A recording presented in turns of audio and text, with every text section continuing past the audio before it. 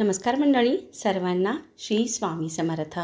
महाराजांच्या आशीर्वादाने आजचा दिवस सगळ्यांना आनंददायी आरोग्यदायी जावं, तर हीच महाराजांच्या चरणी प्रार्थना करूया आणि आजच्या व्हिडिओला सुरुवात करूया. तर आज आहे सोमवार, आठवड्याचा पहिला वार.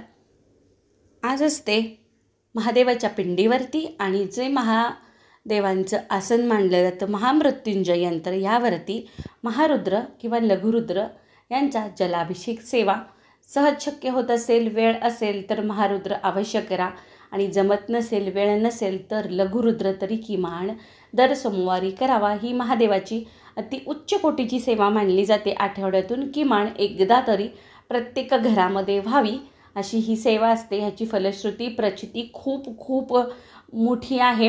ह्यावरती आपण व्हिडिओ केलेला आहे. तर आज आठवड्याचा पहिला वार म्हणजे सोमवार असल्यामुळे आपण प्रत्येकीने एक संकल्प करायचा आहे.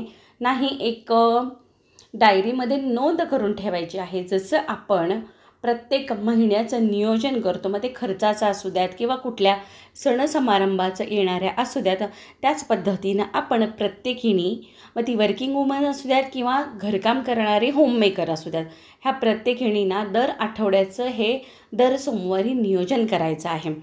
तर त्यासाठी की नाही तुम्ही एखादी छोटीशी डायरी करू शकता, वही करू शकतात. तर आठवडाभरामध्ये आपले कोणतेही सण येणारे असू देत त्याची काही पूर्वतयारी, किंवा आपल्या मुलांसाठी काही वाढदिवस असू द्यात किंवा काही सेलिब्रेशन असू द्यात त्याची तयारी, किंवा साधं सोपं आपल्याला आठवडाभर काही स्वयंपाक वेगळ्या वेगळ्या प्रकारचा. आता आपण स्वयंपाकामध्ये वैविध्यपूर्ण प्रकार बघतो, तर त्यामध्ये आपल्याला विविधता आणण्यासाठी आपण आठवड्याभराची नोंद त्या वहीमध्ये किंवा त्या डायरीमध्ये केली की ज्या ज्या वेळेला ते गोष्टी करायच्या आहेत त्या वेळेला आपल्याला ते लक्षात राहतं आणि आपलं काम सोपं होतं. बघा, नक्की प्रयत्न करून बघा. आपण महिन्याचं करतो, वर्षाचं करतो, पण आठवड्याचं नक्की करून बघा. बऱ्याच जणांच्या मुलांच्या शाळा चालू झालेल्या आहेत. त्यांच्या टिफिनसाठी तुम्हाला वेगवेगळे प्रकार काय करायचे आहेत ते देखील आपण त्या नोंदवहीमध्ये नोंद करून ठेवू शकतो. त्यामुळे गडबडीच्या वेळी हे खूप उपयोगाचं आहे. त्यामुळे प्रत्येकाने त्याचा अवलंब करावा असं मला वाटतं. म्हणून हा छोटासा मेसेज आहे. चला, आपण आज काय केलं होतं स्वयंपाकात बघूया. आपण नेहमीच बाहेर गेल्यानंतर डाळ तडका, डाळ फ्राय खातो, तर त्याची चव आपल्याला माहिती असते बरं का. पण आज आपण करणार आहोत मिक्स डाळीचा तडका. तर तो आपण ढाबा स्टाईल करणार नाही किंवा हॉटेल स्टाईल करणार नाही आहेत बरं का. अगदी घरगुती पद्धतीने करणार आहोत. 3 प्रकारच्या डाळी, तूर डाळ, मूग डाळ आणि मसूर डाळ समप्रमाणात एका वाटीच्या मेजरमेंटमध्ये घेऊन स्वच्छ धुवून घेतली. त्यामध्ये एक उभा चिरलेला कांदा, एक टोमॅटो, हिरवी मिरची, त्याचसोबत घातलं आपण अख्खा लसूण, थोडंसं मीठ, हळद आणि लाल तिखट घालून आणि लागेल असं पाणी घालून मस्त शिजवून घेतलं. शिजल्यानंतर त्याचे जे टोमॅटोचे साल होते ते साल काढून टाकले आणि छान डाळ घोटून घेतली.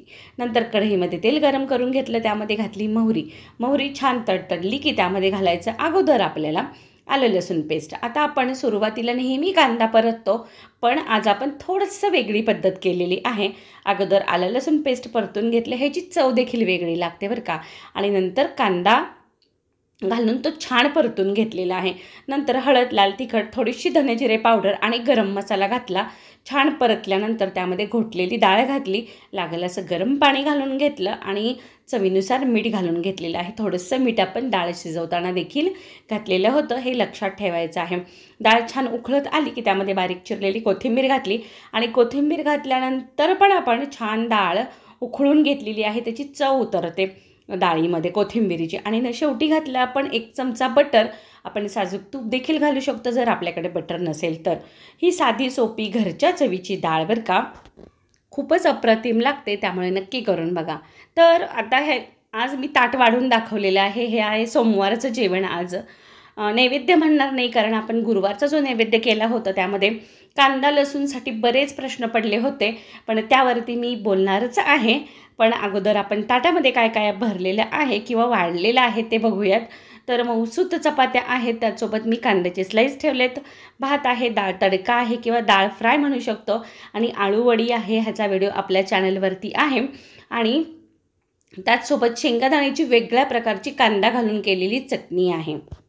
तर असं आपलं सोमवारचं साध्यासुद्धा पद्धतीचं जेवण आहे आज. आणि डाळ तडका केला म्हणून मी कांद्याचे स्लाईस गोल चिरलेले आहेत. तर गुरुवारी जो नैवेद्याचं ताट आपण दाखवलं तर त्यामध्ये बरेच प्रश्न पडले की बरेच कमेंट आले की तुम्ही कांदा लसूण का घातलं गुरुवारच्या नैवेद्याला. तर आपण गुरुचरित्रामध्ये जेव्हा नैवेद्य दाखवतो दत्तगुरू महाराजांना त्यावेळी फक्त कांदा लसूण वर्ज असतं. एरवी माझ्या किचनमध्ये माझ्या स्वयंपाकघरामध्ये कांदा लसूण वापरलं जातं.